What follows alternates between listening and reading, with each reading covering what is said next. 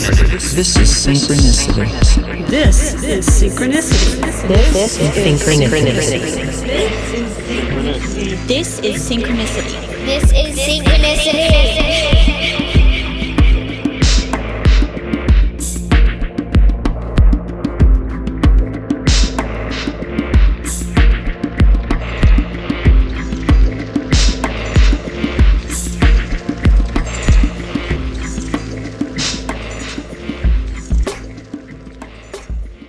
Welcome to Synchronicity. My guest this week is Ambika, and she has a new album out called Mother's Calling, which you should definitely check out. I have links to it in this podcast episode page, actual episode, iTunes, wherever you're checking it out. The links are there. Definitely check it out. I'm not just big upping it because she is a guest and a friend. It's really, really good. Previous guest Lily Cushman produced it, and she's a Berkeley graduate, my alma mater, and she's fucking good. Just like go check it out. You're really gonna enjoy it, especially if you like kirtan.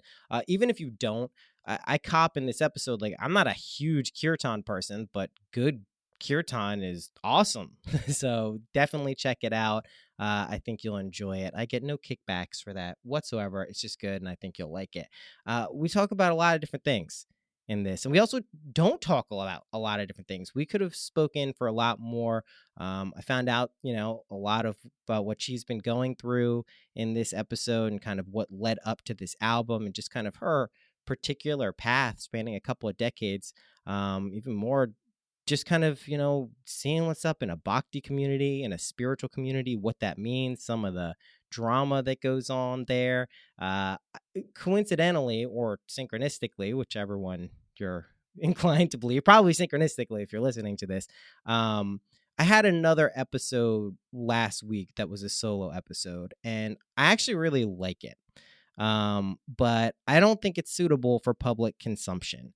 I don't name names specifically, but I kind of air some grievances out just because I needed some level of catharsis to process, things that were just triggering me. They're clearly not going to stop. Like, people who I think are, shady and doing unethical things. I'm not going to blot them out. It's not my mission to, expose people for being ding dongs. But so I needed to find some way to deal with it. So I got it out in like a half-hour thing. I'm thinking what I'm going to do is release it on Patreon. And anyone who signs up for like even like a $1 level will have access to it. And I'm doing this not because I'm going to make money from it. Like, if everyone who listened to this podcast put $1, that'd be amazing. But it's kind of like a gate. I guarantee anyone who would be able to tell that I was referring to them, I'm not going to use any names, but anyone who felt some kind of way, wouldn't pay me money ever, I'm sure, at this point to listen to it. So it's kind of like a gate, because I don't really want this to be me airing out grievances. It was a way for me to process kind of stuff that had happened to me, with me, that I was involved with, people I was involved with. And it's just like, I don't want to hang on to that shit anymore. So it was actually pretty effective. I really think it turned a corner earlier this week when I recorded it. I immediately felt better, and I was kind of like getting moody and grumpy all the time. So I think I'm going to put it out. I haven't gotten feedback from friends or family on whether that's wise to do, but I don't know. It felt good, and I think it's truthful for me. And if you're listening to this podcast, that's hopefully a part of it. So I am going to put that out probably in the next week or so. So yeah, but I don't want to shortchange. This episode is fucking great. We really get into some cool stuff. You'll find out a lot about Siddhi Ma, who is a mysterious but very prominent character in the Neem Karoli Baba, known as Maharaji kind of tradition. And I talk a little bit about it here, and we both do. I'm not the type of person who wants a guru. I'm not the type of person who needs instruction from some top-down hierarchical. Just gonna stop saying that word. I'm not one who needs top-down authoritarian, wisdom. I don't seek that out. If anything, one of my faults is I think I know too much at times, and I disregard that. So I'm not someone who's seeking out and, oh, please, master, tell me what's going on. So it's very paradoxical when you find yourself or you acknowledge, yeah, you have either an actual teacher that you can go to or a guru, whether they're alive or not. It's a weird place to be in because sometimes I'd just rather say, I don't believe in any of this shit. It's useless. It's just my mind playing tricks on me. I'm just justifying. I'm building a narrative. I need more information, blah, blah, blah, blah. But when your experiences run so counter to that, even when intellectually you don't want to believe it, that's when you kind of just like, that's where the surrender comes in. And you're just like, what, I'm going to fight this tooth and nail just because it's inconvenient. No. So we talk a little bit about that and what it's like to experience because she's had a tremendous amount of experience, not tremendous, but a great deal with Siddhi Ma, who was very, very active with Neem Karoli Baba and a saint in her own right. And that's where Ambika got her name from. So there's some cool stuff in here. If you're at all interested in saints, gurus, kind of, the inherent, duality and non-duality that are attached to beings like that, I think this is a really cool episode. Plus, it's just like a cool conversation, in my opinion, between people who have been involved in a community and, are still really awesome. And there's a lot of people like that. And I think it's important, hearkening back to my mini rant here in this intro, don't throw the baby out with the bathwater all the time. I think there are some cases where it's maybe prudent to do that. Cough, cough, Jordan Peterson. But like, even if you've been burned in a community, you can't say fuck everything related to it. Like, oh, it's all garbage. A lot of these things have tremendous amounts of truth. I think where you got to be careful is the cult of personality, right? If people reference other people's names to make themselves feel better, or seem important, that's weird behavior. And another cool thing we talk about in this episode, which I'm sure a lot of you as creatives, if you're listening to this, can appreciate, is this weird dance we do with fame, where a lot of us are like, I really don't want to be famous. It seems like a terrible burden, but of course I'd like some recognition for what I'm doing. So this weird dance that creative people have to do in terms of a culture that really just says, everyone try to be famous 15 minutes. Even you can be recognized, work to like fill some weird love hole in people. But as juxtaposed with like, hey, like I'm doing something cool. I would like some recognition just, because it's cool. It's like when Eli builds some really cool Lego thing and he looks up, he wants like, yeah, check out, I did something cool. That's all right. And that's okay. It's just this weird dance with what we do with culture and ourselves with fame that comes up too. So anyway, I'm going to stop yakking. How about that? Let's get to the episode. If you want to find out more, go to Ambika Chant, AmbikaChant.com. I'm saying it question mark because I want to make sure it's a .com. I'm almost positive it is. Bear with me while I confirm it. Of course it is .com, AmbikaChant. You'll hear she's lovely. I've known her for years now, years and years. So without further ado, here is Ambika.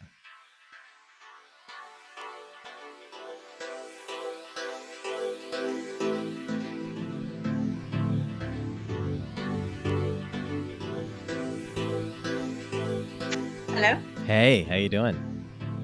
Okay, how are you? I'm really good. They completely changed Skype since the last time I used it.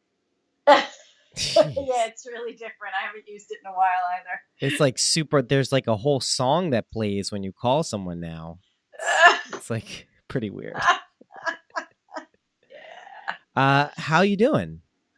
I'm good. How are you? I'm doing really well. I just got done listening to the album again on a jog/walk. It's so good. Seriously, like it's objectively amazing. Thank you. That's a lovely thing to hear. Yeah. I'm excited to talk about it today. I figure we can just start with some general, like getting, I'd like to get some additional information about you just as someone, we've been in similar circles for a while, but we don't know a tremendous amount about each other. So start there and then get to the album, which I definitely want to talk about. But before we get started, is there anything else you would like specifically like to cover or not cover? No, there's nothing I don't want to cover. I mean, I think I always want to talk about Siddhima, but I think that's, and you know, that's for me part of the, you know, that's like why I sing. So Well, then we'll I'll bring that definitely up talk here. about that. Well, So that's like the main thing. I'm like, Siddhima has to be in the conversation. Otherwise, I'm good. okay. That's definitely going to happen, I'm sure, no matter what. So cool. All right. Well, with that, let's just get started. Thank you. Thank you for coming on. Thanks for having me on. That's my pleasure. So we have known each other for 5-6 years, a while now. But I don't know a ton about you other than I think so. We originally met because of Sharon, right? You were Sharon's Yes. helper, and I was working with Love Serve, or it might have been even just a little before. I started doing a little bit of work with them, and then we got connected. But Yep. we also have crossed paths in just, the general satsang community there. But I really don't know that much about your kind of background and where you came from and how you got into all this stuff. So I know it's kind of a broad, dorky question, but like, how did you kind of get on this path where you're now releasing an amazing kirtan album, Mother's Calling, which is really like one of the best kirtan albums I've ever heard. And granted, I'm not like a huge listener of kirtan albums, but I've listened to enough. Like I've definitely listened to like more than 20, so it's not like I don't. And it's really, really amazing. You and Lily did a great job. But back to my original question, like, how did you get into this stuff? So thank you for the praise. I appreciate it, of course. How did I? Okay, so basically, like most people, I started by doing with yoga, and I started doing yoga because of, like an injury type situation, right? I had asthma, and this was in the 90s, so this is a while ago. And I was in the East Village, and then the place was, a few different people had been, like, yoga was becoming a bit more popular, I'd say, and nothing like it is now. Like, a little bit, Yeah. A little bit. And also, like, enough people had said, like, I had asthma or I had this, and yoga, so I ended up at Jivamukti in the East Village, which was like the happening hipster. There wasn't hipsters then, but it was the pre-hipster place to be. I just want to say everybody was like tattooed and super cool and had been a punk rocker or was still a punk rocker, and you know what I mean. And so it was like my people because I was in a band at that time. Oh, cool. And I had been singing. I've been singing most of my life, and in bands, different various forms of bands. Since my 20s. Oh, cool. Right? In New York City, different like formations. So I was already an artist, right?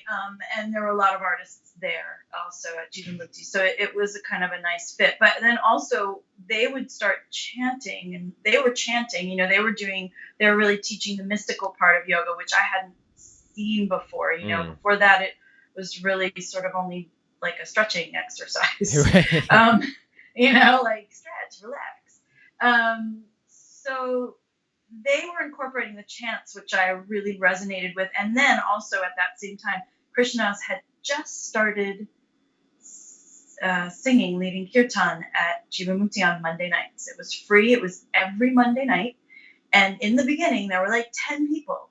And so I was like, well, I like the chanting in the classes. I'm going to go check this out. I think actually a friend of mine had gone before I did. She was like, you have got to hear this guy. He's amazing. So I went, and it was just like, it's hard to describe, but it felt like coming home, and it was like a wave of like pretty intense emotion, which a lot of people experience at kirtans. And it was just such a deep connection for no logical reason. Right. And my background as like my musical background had nothing to do with Indian music or kirtan. It had nothing to do with devotional singing, other than I will say there is a side gospel chorus in high school, which I now like to say is my first kirtan. Cool. Because I loved it, but I was like a Jewish punk rocker, so I didn't belong in. I didn't belong Yeah. in gospel choir. Yeah, you're not in for gospel. sure. It's funny. And I didn't really belong in kirtan either, except that kirtan, now as we know, right, the spiritual community here accepts everybody, and it's not a path just for like wanting. You don't have to join anything Right. to chant or participate in a yoga class. You can take the parts that work for you and make them work or incorporate them into your own faith. So I like that openness about it. But anyway, so the connection was very deep and profound for me. And I started to, my band continued, I had a band, the Mean Reds at the time. And as I kept chanting, just things started to shift. I just didn't really want to, I just lost my oomph for the band. Like I just was like, I don't really, this just doesn't do the same thing for me anymore. Right? It's not connecting in the way that I felt when I was chanting. It was such a deep, profound connection to myself, to the divine, to others that wasn't there in just singing in a club, right? Right. And so I just wanted to do it all the time. It just became a thing that's all I wanted to do. And I really started to become curious about the different gurus and teachers and lineages. And it was funny because I loved Krishna Das's stories about Maharaji, right? Yeah. But and I read Miracle of Love, and I remember reading it, and I was like, because at one point I had all these questions because my life was just sort of turning upside down, which maybe you can relate to, Noah. No, not at all. No, it's all normal, good, easy, comfortable all the time. Right? Like, what's happening? So I had asked him, I was like, can we go for coffee? I don't know what's going on. And he was like, yeah. So he gave me 7,000 books, and in those days I think it was cassette tapes even. He just we talked, and he was just so out there, and I was like, okay. And I read Miracle of Love, and I remember when I was reading it, I was like, I wish I had a guru like this, But I really thought of Neem Karoli Baba as Krishna Das's guru, and that I was gonna. I was kind of longing for a teacher like that. Those stories, that book really, I still love that book so much. Yeah, it's so good. It's a great book. And so the more practice I did, I was doing some pretty intense yoga practice too. I was doing Ashtanga, and I was chanting, and I was learning a lot of the mantras. I was taking Sanskrit with Manorama, who's on the album, who I'm still dear friends with and connected to. And then I started to have saints come to me in my dreams. Things were really getting out there. And that was another Krishna, I need your help, because I couldn't. And we met in a Starbucks near. He used to have an apartment in New York City. We met in a Starbucks, and I the second I sat down, I started bawling. Okay, maybe we'll just go maybe not here. Maybe we'll go somewhere. So we went to his apartment, which I'd been to before, and we sat at his puja. And he showed me a picture of Siddhima, and he was like, if you want to meet a real saint, you should meet her. After I calmed down and stopped bawling, like that. And so that took, that really struck me. And then I knew I wanted to go to India, but I had a whole plan, and I knew I wanted to go to Kenchi first for Durga Puja, because I really resonated with particularly the Durga chants that he would sing. And so I went, but I also had this plan to just start in Kenchi, and then I thought I was going to go do Ashtanga, and had all these other plans, Yeah. But those went out the window when I got to Kenchi. I went with Nina Rao, and it was my first time ever in India, so it was great to be with an Indian. When was this? What year? This was 98, Cool. So this is 20 years ago. Nice. And, I fell in love with it. It was the beginning was what? Delhi is insane if you've never been to a country like that. Yeah, I've never been. I've heard. It's a lot different. It's still insane. It's still a real culture shock, but it is a lot easier now to navigate than it was 20 years ago. I can imagine. they're a lot more used to Westerners, and there's a lot more, now there's cell phones. And blah, blah, blah. Yeah. I got an Uber the last time I was in Delhi. It's changed a little I was bit. like, oh my God. Take an Uber.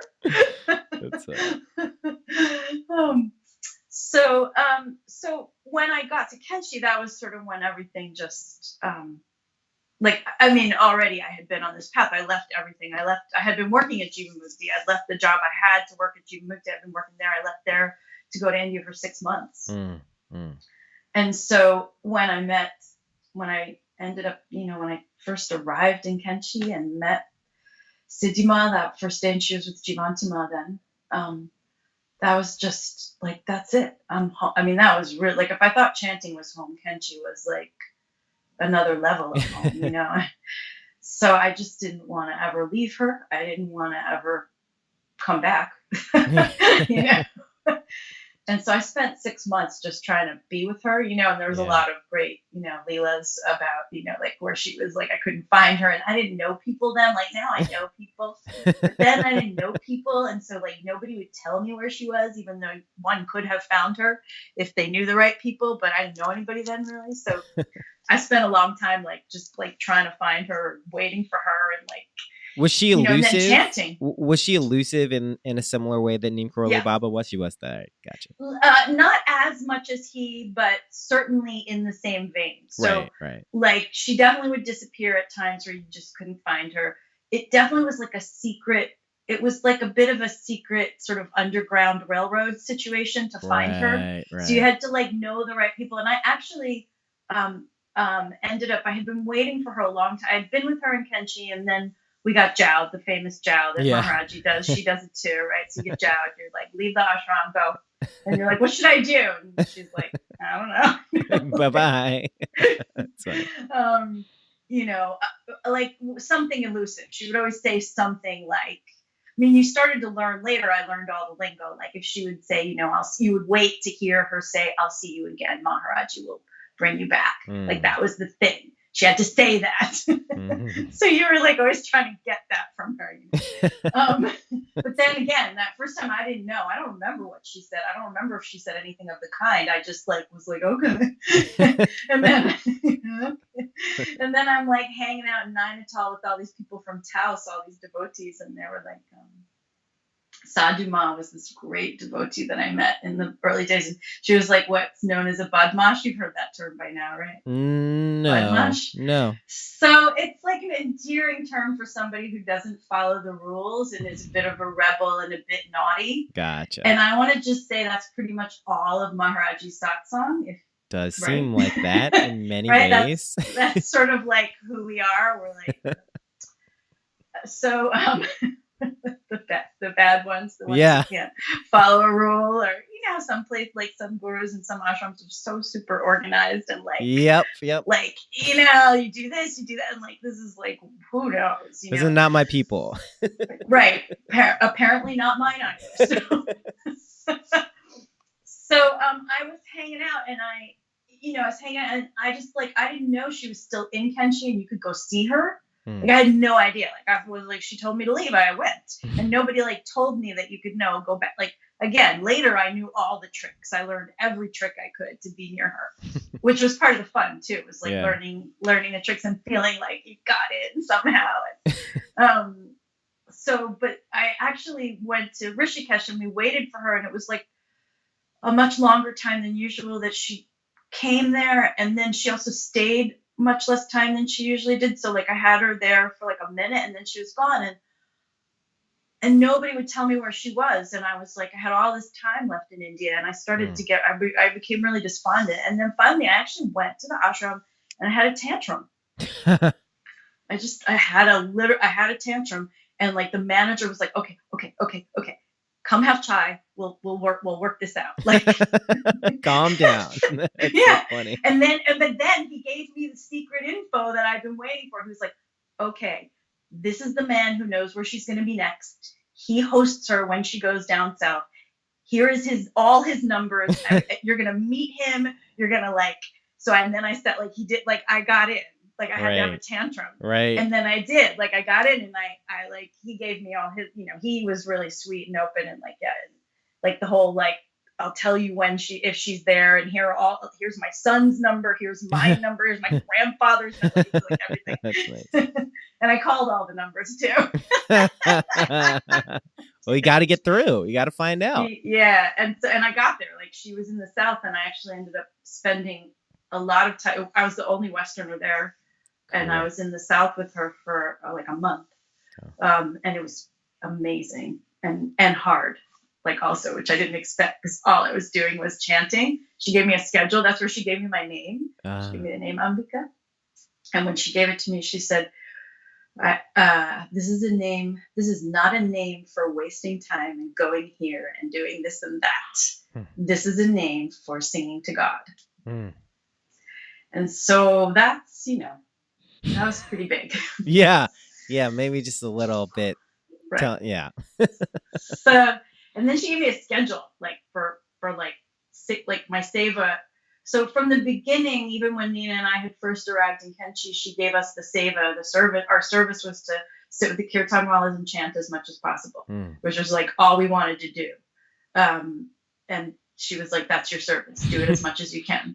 And we were like, oh my God, this is amazing. Because other people at the ashram were like, no, you should do this. You should do that. You shouldn't be here. And the kirtan, it's like rules. And people always tell you what to do, especially when you're like, anyway, they always tell you what to do. It doesn't matter.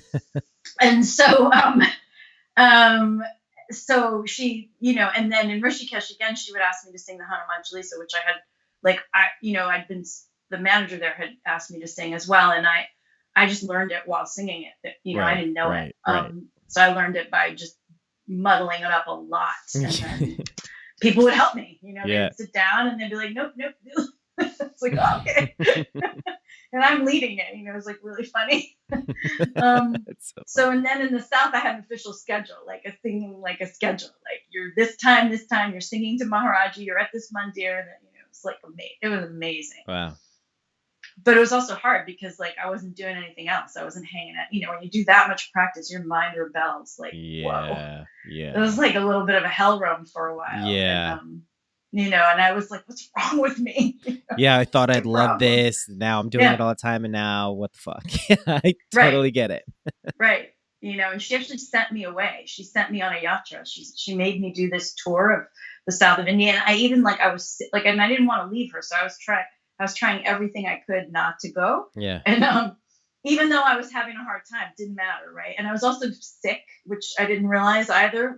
And then I got really sick. Wow. And I had a fever and I was like in my room. And then the next day, the day I was better, I went to see her and she was like, okay, so when are you going? Not even like, how are you?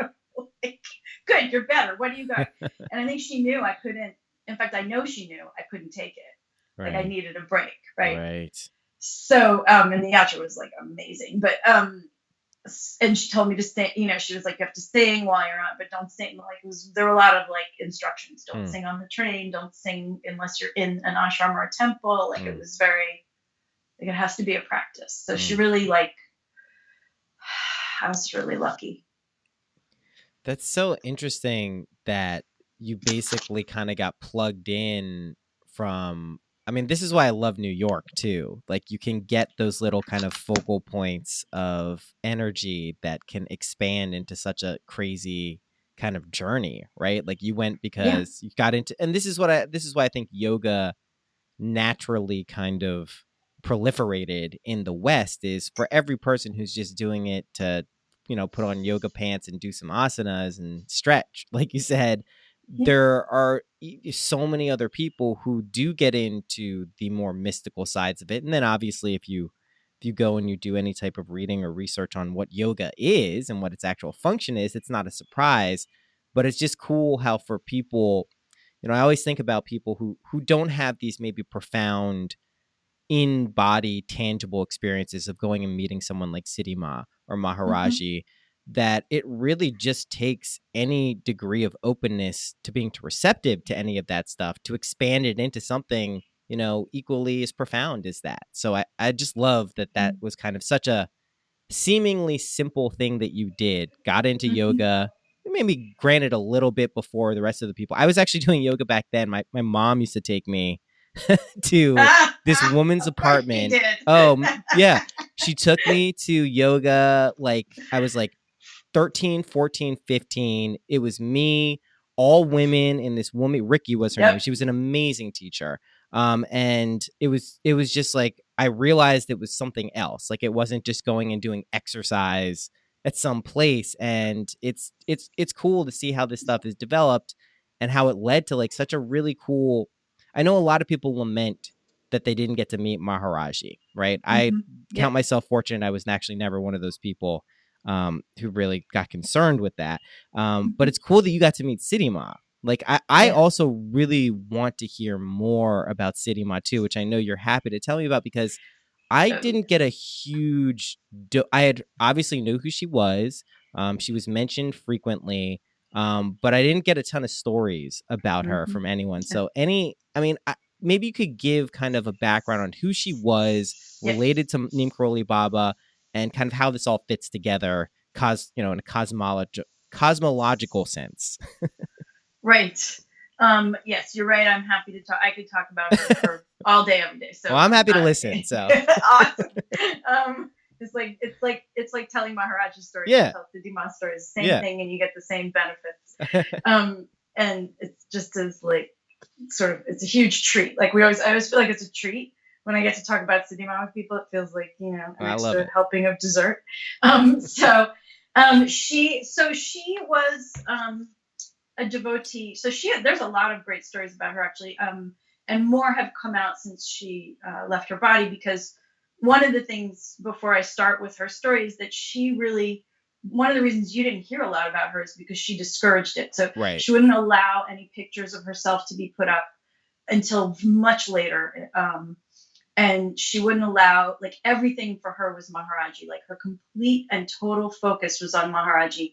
And she wouldn't let you call her even if you thought she was your guru, she wouldn't let you say it. Right.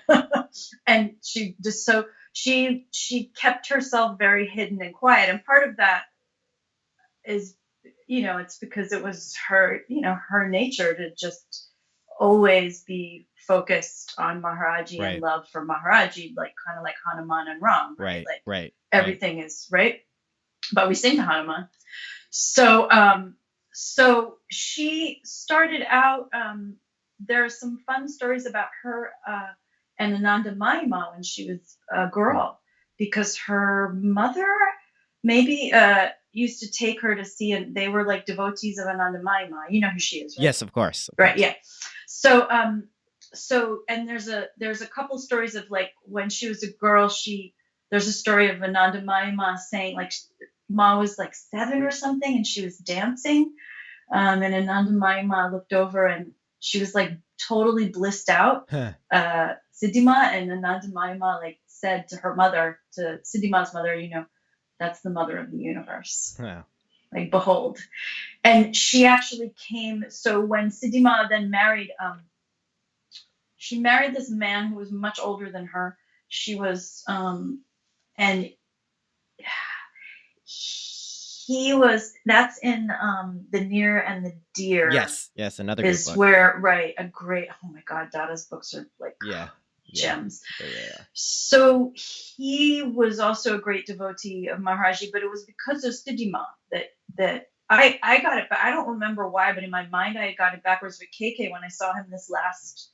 So I always grill KK because KK knew Siddhima, from the beginning. So whenever I'm with KK in India, I like grill him. Get the down low. You got I just do, and he allows me to because he's KK. So, he's like, all right, we're getting chai. He orders chai and snacks because that's what KK does. And then if you get him in the right mood, like some days he won't talk and some days he will. So I just keep trying, like, I just keep going. And also time with KK, as you know, is fabulous. So he corrected me and he said, no, Siddhima was a devotee. So like her family were devotees of Maharaji, but when she was married to this man, Haba, I think is now I'm forgetting, but it was because of her that he became a devotee and one of the great devotees of Maharaji. Like he had a total conversion, And when she was married to him, so in those days in India, she was in this place up in the hills, in the foothills of the Himalayas, where near to where Kanchi is, and near to another temple, which Hanumangar up there. So she was up and very close to KK. Her house was like a few houses down from his. And it was the tradition that after a woman was married, she didn't leave. I didn't know this, but she didn't leave the house basically for the first couple of years. Oh, wow. Like she didn't go out. She stayed in and was like hidden, I guess, for whatever reason. And so we won't get into that. But but one of the things about Siddhima was she was really interesting because in some ways she really followed the rules, whereas Maharaji was a huge rule breaker, as you know, like he didn't follow any rules, but she was much more of a rule follower in terms of like what women could and couldn't do. And, she didn't push back much against that. Right. Only a little. So at that time, anyway, she was young and she was married. And so she couldn't go out. So Ananda Mayama came to visit her because Ananda Mayama knew that and she wanted to see her. Wow. So Ananda Mayama is this huge, has a huge following, right? And she came to see her at her house. And then she asked her to give her something. And Siddhima gave her a stuffed monkey.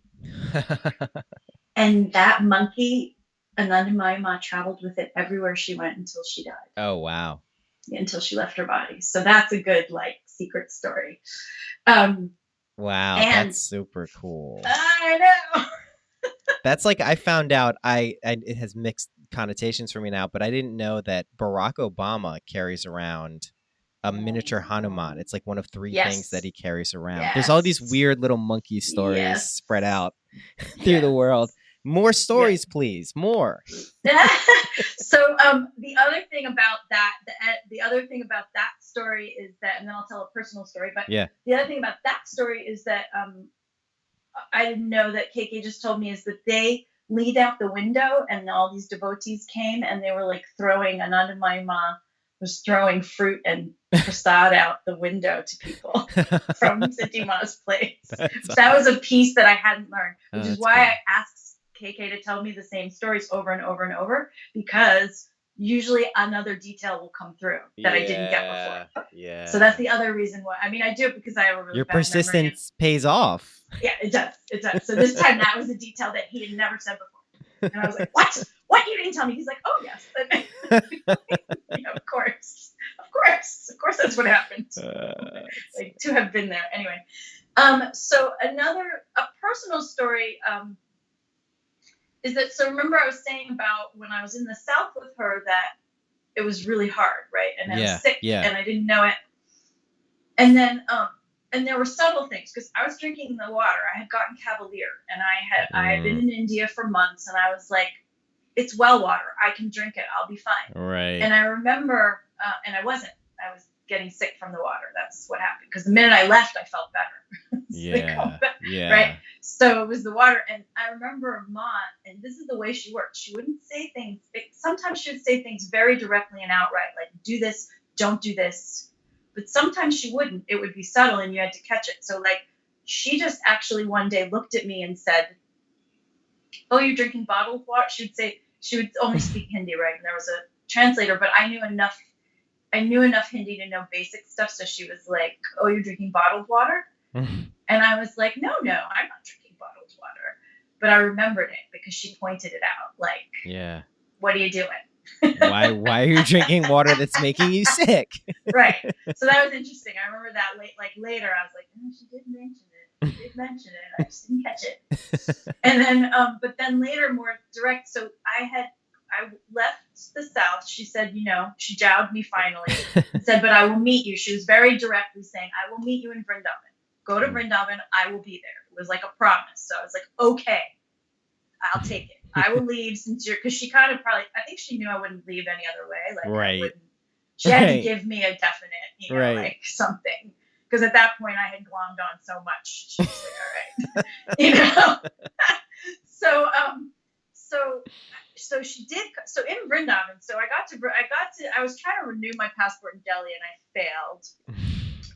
It wasn't a renewable passport. tried the tantrum there, and that didn't work at all.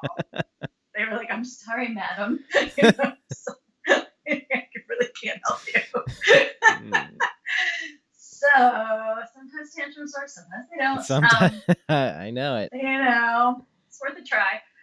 So I went to Vrindavan, and for the first time in a long time, there were Westerners there, and so I was like having some fun, hanging out, and just like having fun, talking, shopping, hanging out, and there were some great devotees there.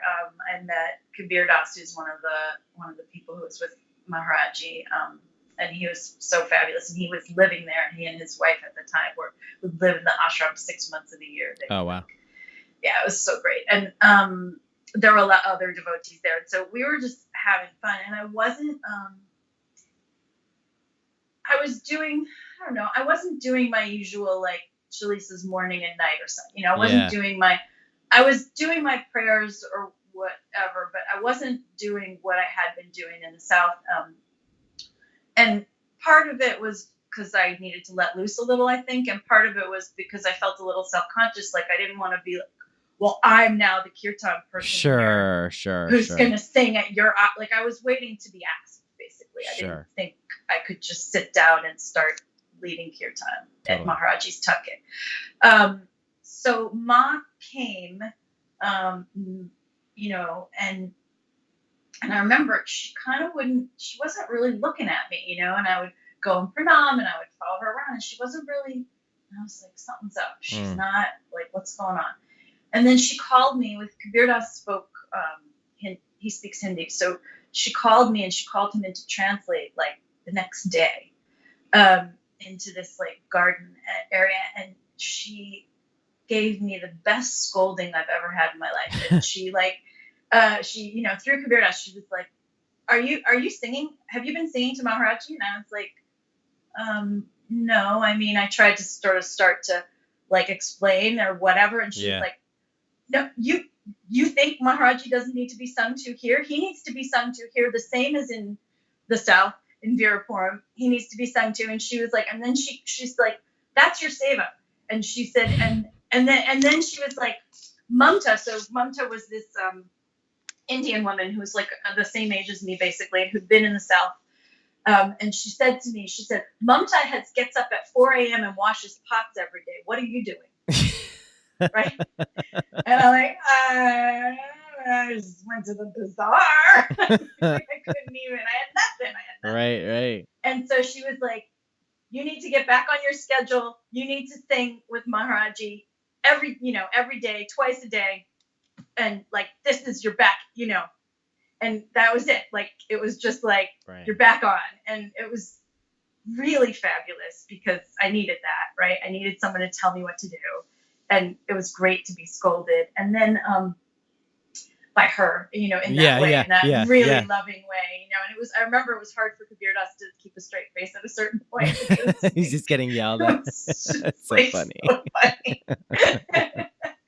And then later, while I was in Vrindavan, right, and so I did my prayer, I did what I was told, I did it, it was like amazing, of course, and had like many different kind of experiences doing that and Leela's, and then she kept asking me though, at every single time I would see her for darshan and sit with her, she would ask me, how was your time in the South? How was your time in the South? And I had the same answer. Oh, it was amazing. So much grace, to spend time with you, to be there, singing to Maharaji, like same thing. Yeah. She kept asking me. She asked me every single time. So finally one day we're in the garden in the afternoon. And she asked me, and for some reason that day I decided to tell her the truth. Yeah. Which was, it was really hard, Mom. Because I started with the usual, it was amazing and all that stuff. And but then I was like, it was hard. My mind was really like loud and difficult, and it was really hard. Yeah. And she just cracked up. And she never asked me that question again. That's so funny. Like, she was waiting. She was like, you gotta fess up sometime. That's so funny. That's so funny. I mean, I love these stories too because they're not only personal reminders for you and individual reminders, but they're just like that's like what all of us need to hear. You know what I mean? Like the essence of those stories of, eventually just surrendering and fessing up and telling the truth of what it is and, being, maybe hesitant or nervous to do something because, you don't know if it's appropriate or not, or you're waiting to be asked. Like this is stuff that like everyone Mm-hmm. goes through. Yep. And, some of us need very direct, literal people saying those, having those instances, but some of us also just can hear those things and be like, you know what, that's true. Like that's Right. the wisdom in that is Right. universal. Right. And I love when that's embodied by people too. I just think it's the coolest thing. And I think that's like, I'm sure there will be people listening to this who are like, well, you guys are talking about saints so matter of factly, like, how do you know? Like, yada, Mhm. yada, yada, so on and so forth. And obviously, if we're talking about the near and the dear and miracles of love, we're drinking the Kool-Aid already. But Yes. what's cool about this, no pun intended, is that I know a lot of people who want to believe in something, who are yearning to find that thing where that person can tell them what to do. I don't know about you. Me Yeah. personally, I'm not really that type of person. I'm if anything overly confident at times that I know what's going on and I can think I'm cocky, so I'm not seeking this out. But then when you get these experiences where it just like totally transcends or circumvents the intellectual, whatever Mm-hmm. egotistical part of your Mm-hmm. being, and you have these experiences right there, you're like, oh shit. Like I can't not believe this now. Like it'd be too schizoid to just discount all of these weird synchronicities and, like you said, the feeling of coming home. People Yeah. who have felt that in the context of any spiritual or resonant situation, energetic situation, know what you're talking about. It's not like, only for being in the presence of City Mind, can't you? That's not what it is. It's that this Mm. universal thing comes out of these experiences, which to me, I think why it's so fun to share and listen and hear, and tell these stories is because it's just a reminder, right? Like we just remember that, like, oh yeah, this is kind of what's going on all the time, even though, maybe what we're looking at in our day-to-day lives is anything but that, and kind of like counter to those things that we experience in those moments. So, I don't I don't want to ramble on too much here longer about that, but I can see now the trajectory that led to Mother's Calling. Mm. But I mean, I don't know. Do you have other albums? Have you put out other music that I just No, don't? Okay, no. I will. cool, I have one. I did one recording of the Metta chant. Well, I cool, call it the Metta chant. It's I do it in English, but I did one like a one-off with that because of cool. hanging out with Sharon. But Yeah, I actually had been meaning to record. I mean, right. So I've been practicing 20 years, yeah. and certainly I had recorded some stuff with my bands, and I was really I want to just say like part of it was like life obstacles, but part of it was just like I have a real struggle with the fact that when I was in bands for so long, like fame was what you wanted or what Yeah, I wanted. sure. And then I really had a lot of and still do a lot of struggle with that. And that was part of why with chanting I was so reticent to like I would come and go. Like I was like, no, this is my practice. Like it's a prayer. And there Mm, was at one point when I told Ma I wanted to perform again, and she actually said not to. She mm, actually her words were, I said I have a feeling like I want to perform again. This was like a couple of years after I'd met her, um, and and she said fight that. She literally said fight that feeling. mm, And and she said it won't make you happy. And mm-hmm. she said let your singing be a prayer. So, and that was, so I really took that to heart. And I just think I've always had a struggle with wanting fame, not wanting fame. Yeah, I hear you. Wanting recognition, not wanting recognition.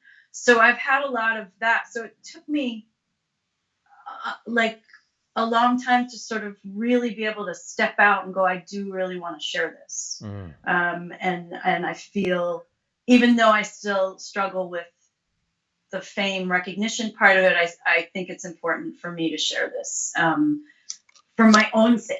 Do you know what I mean? Like, I know it yeah. more what you mean than you probably can imagine. No, it's Yeah. interesting because I think a lot of people are okay, or a lot of people feel uncomfortable saying that, like, I want to be famous, or the pro or con level of being famous. But then the other thing is that I don't hear a lot of people talk about this. Is I've always been the type of person where, as a creative person who makes music, putting stuff out is always a dream, and having people respond to things that I make or do is always feels great, especially if I know that's coming from a place that's authentic for me. But also, not wanting to be subservient to the feeling of that is a big aspect of this kind of famous, not famous thing. Also, when you contextualize it in the culture we live in, where Mm. everyone seemingly can and wants to be famous, and kind of like maybe pushing that to the side or down more than it needs to be. Like, you're allowed to get recognition and great stuff. Well, how I want to tie this together is this: is it's really cool to hear you say that, because in listening to the album, like, I don't know how to describe this, but I can tell I'm the type of person who loves the new Kanye West album, and everyone hates it because he said stupid stuff, but I can hear where he's coming from, and it's just real. It's amazing. It's real. It's who he is, and he's just laying it all out there. And I heard the same thing in your album. It's not the same album in any way as Ye that he made, but the level of authenticity and just realness in it shines through, not only from the production that Lily did, but just your actual chanting and singing. It's just real. And I can tell you that regardless of your level of fame or lack of fame for the album, like, know that people who are really like, who look for that in music and chanting, like, you did it. Like, and that's fucking awesome. So, that's really cool. And it's interesting to hear you say that that's something that you struggle with. Cause I went to a music school. I have a ton of creative friends and a lot of pursuits, and fame is something that most cool kids want to say, oh, I don't want to be famous. I'm just doing it for the love of it. But the truth is like, everybody kind of wants some recognition for the stuff they're bearing their soul with. So it's cool. I get it. I really get it. Well, I mean, thank you to hear, like, yes, thank you for all of that, really. To hear that it feels authentic is pretty much that's all I really wanted. I wanted it to be in dedication to Ma. And the reason it's Mother's Calling is because that's like when you were called to darshan with her, that's what people say, right? In the ashram, they'd say Mother's Calling, and you run. At least I would, but pretty much everybody did.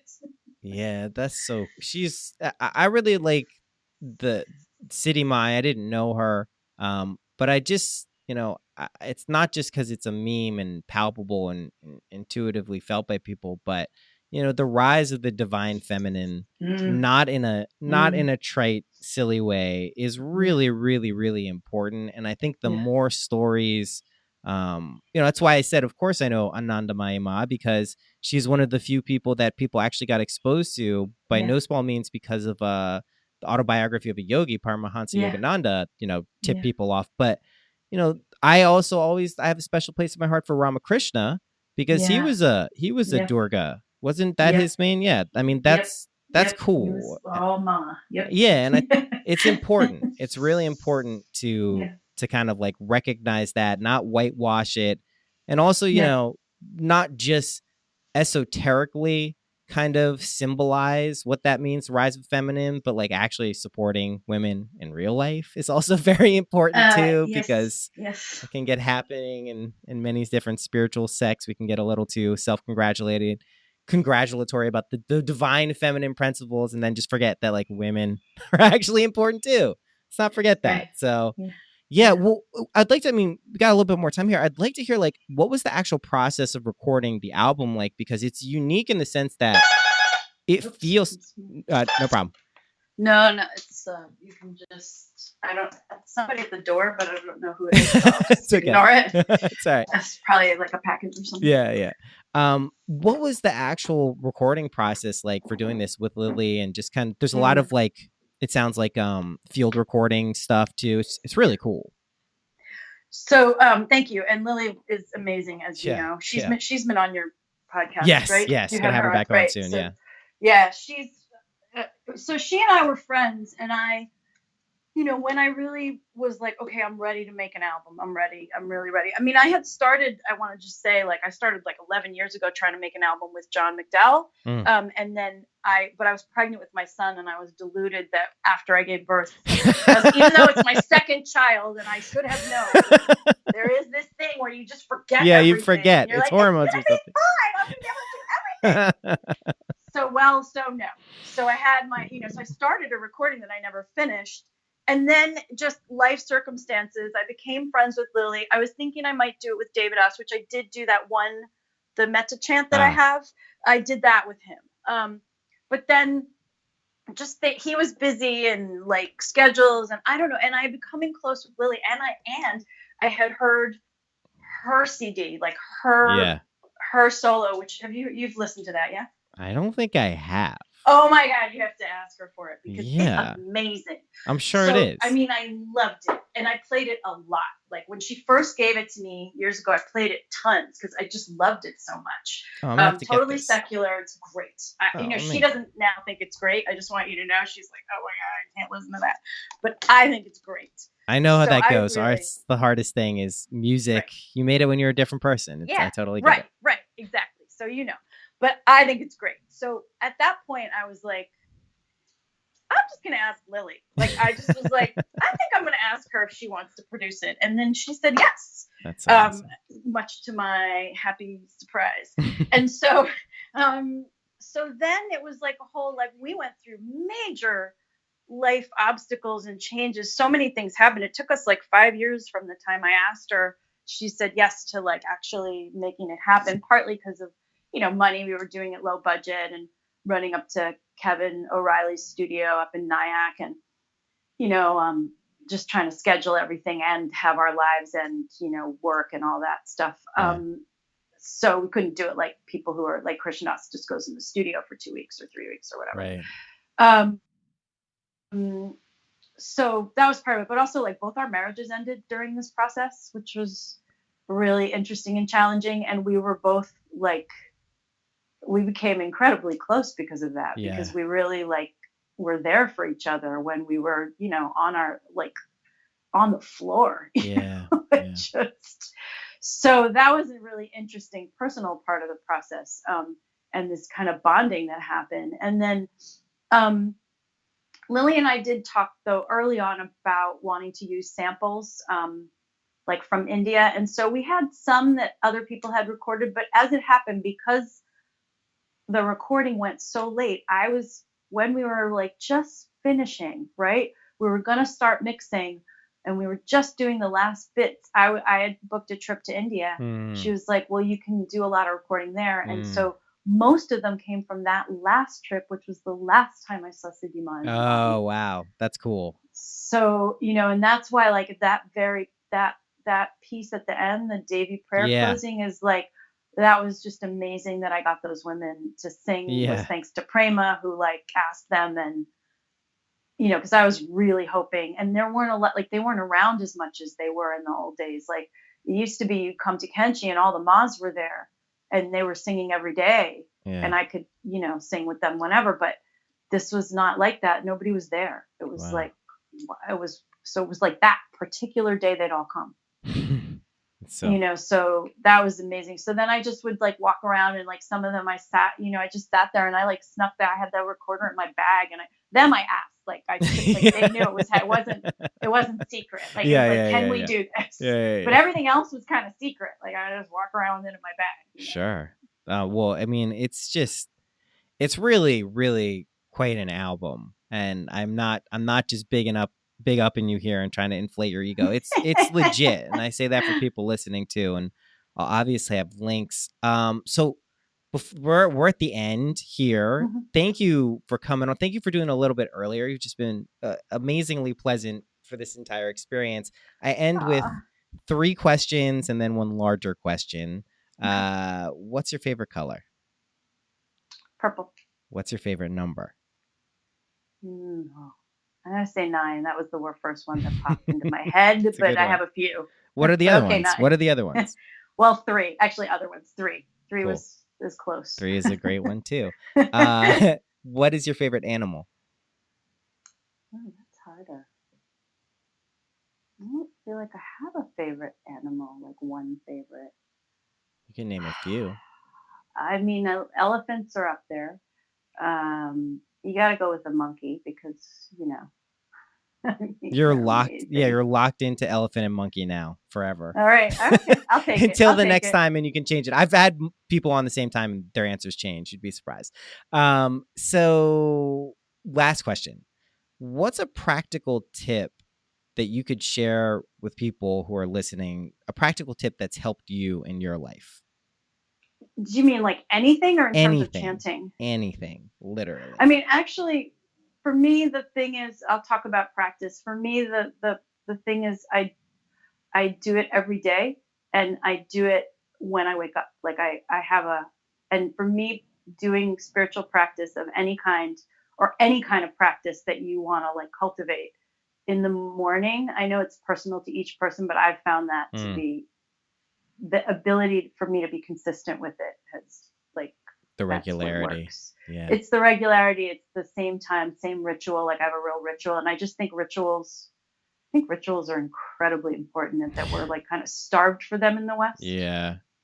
Well, because we can just look at our phones in between everything, and just rituals are, I think, when people experience them, they like them now because you're right. We are starved for them. It's just not, or maybe we have rituals, they're just not particularly fulfilling. So, yeah. Yeah. Well, I mean, yeah. Yeah. Well, we could go on. That's a whole nother conversation. A whole other conversation. I would love to have you back on sometime soon. Are you still in Brooklyn?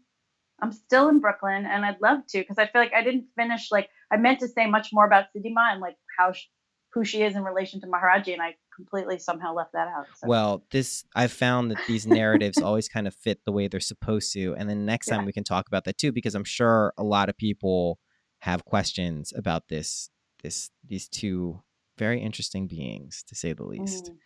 Yes. Thank you so much. Yes, I'm still in Brooklyn. Where are you? I'm upstate. I'm in Red Hook, in the Hudson Valley, like right near Rhinebeck. Yeah. Lovely. It is particularly lovely. I enjoy it very much. But if I'm ever in the city again, let's try to get together and do another one of these. I would love to. That would be, and I'd love to see you. It'd be so much fun. Yeah. All right. Thanks so much. All right. Thank you, Noah. All right. Bye-bye. Bye.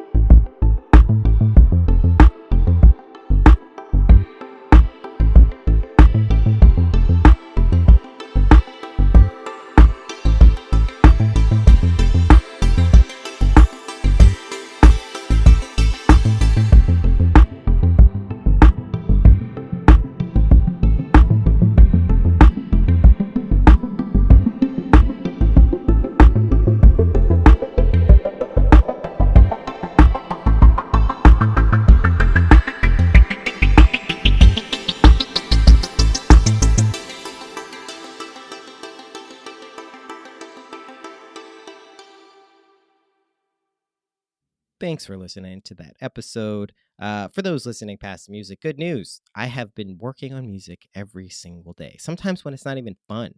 I haven't just been doing it when inspiration calls. I'm treating it like a job now. So I'm doing the grunt work. I'm bouncing wave files and EQing and reorganizing and putting the finishing touches on things that are 90% done. So stuff is coming. So thank you for hanging in there, especially to the patrons on Patreon, on the music level. Really appreciate it. Big thanks to Patrick Nemchik, who just continues to be the coolest and supports me even when I don't get episodes out when I'm supposed to, or at least in my mind when I'm supposed to. If you want to go find out more about Ambika, go check her out, ambikachant.com, AMBIKACHANT.com. Pick up her album, Mother's Calling. It's really good. Stream it on Spotify. Do whatever you want. You don't even have to buy it. Just listen to it because it's good. That's what I'm telling you to do. That's it. Have guests. Let me know some cool people. I do have people's queued, but sometimes people don't follow through. Sometimes I have to move something. Sometimes they do. We'll see what happens, but there are guests scheduled, and I'm sure there's going to be some cool stuff going on. Okay, I will see you next week.